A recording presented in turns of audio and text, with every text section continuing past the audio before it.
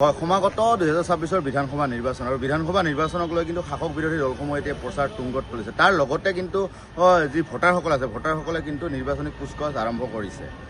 আচলতে 2026 বিধানসভা নিৰ্বাচনত বিশেষকৈ 10 নং বিলাসীপাৰা বিধানসভা সমষ্টিত আচলতে সংখ্যালঘু লোকসকলে কি বিচাৰে বা কোনখন চৰকাৰক বিচাৰে বা পূৰ্বৰ যি বিধায়ক বিলাসীপাৰা বিধানসভা সমষ্টিৰ যি বিধায়ক আছিল বিধায়কগৰাকীৰ কাম কাজত কেনেকুৱা সন্তুষ্ট সকলো কথা জানিবলৈ আমি আহি উপস্থিত হৈছোঁ। আমাৰ লগত সংখ্যালঘু লোকসকল কৈছে, মই তেওঁলোকৰ পৰা কিছু কথা জানিব চেষ্টা কৰিম। 26 বিধানসভা নিৰ্বাচন বিধায়ক আছিল 10 নং বিলাসীপাৰা বা বিলাসীপাৰা সমষ্টিৰ বিধায়ক আছিল।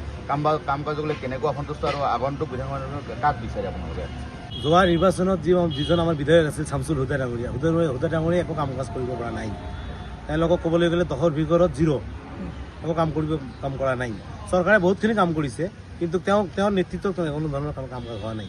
গতিকে অহা নিৰ্বাচনত আমি এনেকুৱা এজন প্ৰতিনিধি বিচাৰিছোঁ যে উদীয়মান যুৱক, যি সমাজৰ লগত জড়িত থকা, সমাজৰ কাম কাজ কৰা, তেনেকুৱা এজন যুৱক বিচাৰিছোঁ। সকলোৰে লগত মিলি জুলি যি কাম কৰিব পাৰিব তেনেকুৱা এজন যুৱক আমি বিচাৰিছোঁ।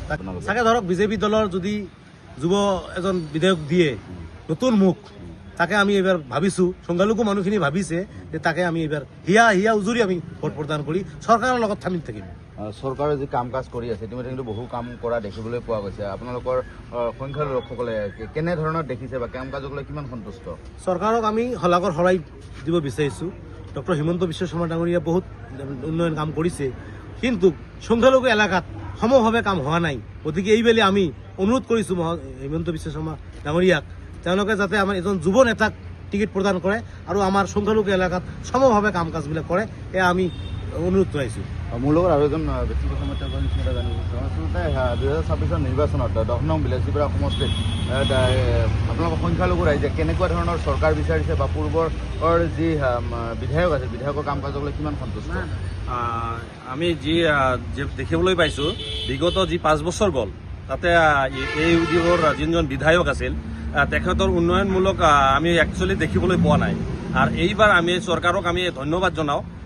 তেখেত বহুতো আঁচনি হাতত লৈছে। তাৰ ভিতৰত আমি যদি উল্লেখ কৰিব বিচাৰোঁ, ত্ৰিপুল আঁচনিয়ে হওক, অৰুণোদয় আঁচনিয়ে হওক, বিভিন্ন ধৰণৰ আঁচনিৰ জৰিয়তে আমাৰ যিখিনি গাঁৱৰ মহিলাৰ উদ্যমিতা আঁচনিৰ জৰিয়তে যিখিনি কৰিছে আমি ধন্যবাদ জনাইছোঁ। এইবাৰ 10 নং বিলাসীপাৰা সমষ্টিত আমি এজন উদীয়মান যুৱক, তেখেত সকলো জাতি জনগোষ্ঠীক লৈ যোৱাৰ এটা তাৰ কেপাচিটি আছে। সেইজন মানুহক যদি বিজেপি চৰকাৰে গীত প্ৰদান কৰে, আমি সংখ্যালঘু ৰাইজে তাক ভোট প্ৰদান কৰিম আৰু 10 নং বিলাসীপাৰা সমষ্টিটো অসমৰ মুখ্যমন্ত্ৰী মহোদয়ক আমি উপহাৰ হিচাপে দিম।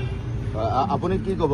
বিগত সময়ছোৱাত UDFৰ বিধায়ক আছিল, কেনেকুৱা ধৰণৰ কাম কাজ হৈছে আৰু আগন্তুক নিৰ্বাচনত কাক বিচাৰে বা কেনেকুৱা ধৰণৰ চৰকাৰ বিচাৰে? UDFৰ যিজন MLA আছিল তেখেতক কিবা কামৰ কথা নকৰে, তেওঁকে আমাৰতো চৰকাৰে নাই, গতিকে তেওঁ কোনো ধৰণৰ উন্নতি কৰিব পৰা নাই। সেইকাৰণে যদি এজন MLA পঠাই দিয়াৰ পিছতো যদি কয় মোৰ কোনো ক্ষমতা নাই, মই কাম কৰিব নোৱাৰোঁ, আমি সেইকাৰণে এইবাৰ বিশেষ কৰি আপোনালোকে জানে যে 10 নং বিলাসীপাৰা সমষ্টিত MLA নিৰ্বাচনত সংখ্যালঘু ৰাইজৰ এটা ডাঙৰ ভূমিকা আছে। এই ডাঙৰ ভূমিকাৰ ক্ষেত্ৰত গতিকে আমি সংখ্যালঘু ৰাইজে এইবাৰ এটা সিদ্ধান্ত লৈছোঁ, যদি চৰকাৰ আমি বিজেপি চৰকাৰৰ এজন যুৱ প্ৰাৰ্থী বিচাৰিছোঁ, নতুন মুখ। যুৱ প্ৰাৰ্থী বহু প্ৰাৰ্থী আছে, আমি নতুন মুখ বিচাৰিছোঁ। পুৰণা মুখ আমাক নালাগে, আমি নতুন মুখ বিচাৰিছোঁ। সেনেকুৱা এজন যুৱক যদি অসম চৰকাৰৰ নেতৃত্বত যদি ইয়াত MLA টিকেট প্ৰদান কৰে, তা আমি সংখ্যালঘু প্ৰায় 30-40 হাজাৰ ভোটাৰ আমি তেখেতৰ লগত আছোঁ আৰু আমি ভোট দিম, আমি জয়যুক্ত কৰিম। বিজেপিক এইবাৰ দখলত লৈ আহিম আমি বিলাসীপাৰা সমষ্টি। আপুনি এজন 10 নং বিলাসীপাৰাৰ যুৱক হিচাপত কি ক'ব, কেনেকুৱা দেখিছে ৰাষ্ট্ৰ? মাননীয় মুখ্যমন্ত্ৰী মহোদয়ক কৰজোৰে অনুৰোধ জনাইছোঁ যে আগন্তুক বিধানসভা নিৰ্বাচনত 10 নং বিলাসীপাৰা সমষ্টিটো বিজেপি দলৰ পৰা এজন উদীয়মান যুৱ নেতা, যি সকলো জাতি জনগোষ্ঠীৰ হৈ আগবাঢ়ি আহিছে।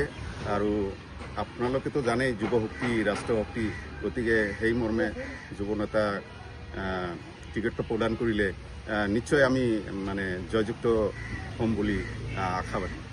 হয়, নিশ্চয় ক'ব লাগিব। এনেদৰে যি 10 নং বিলাসীপাৰা বিধানসভা সমষ্টিৰ যি সংখ্যালঘু লোকসকল আছে, সেই সংখ্যালঘু লোকসকলে 10 নং বিলাসীপাৰা সমষ্টিৰ এজন যুৱ নেতাক বিচাৰিছে আৰু সেইজন যুৱ নেতাক যদি প্ৰদান কৰে বা সেই এজন যদি যুৱ নেতাক প্ৰদান কৰে, তেনেহ'লে এই সংখ্যালঘু লোকসকলে হিয়া উজাৰি বিজেপিক ভোট দিব, বিজেপি দলক ভোট দিব আৰু যি 10 নং বিলাসীপাৰা সমষ্টিটো আছে, সমষ্টিটো মুখ্যমন্ত্ৰী হিমন্ত বিশ্ব শৰ্মাক উপহাৰ হিচাপে প্ৰদান কৰিব।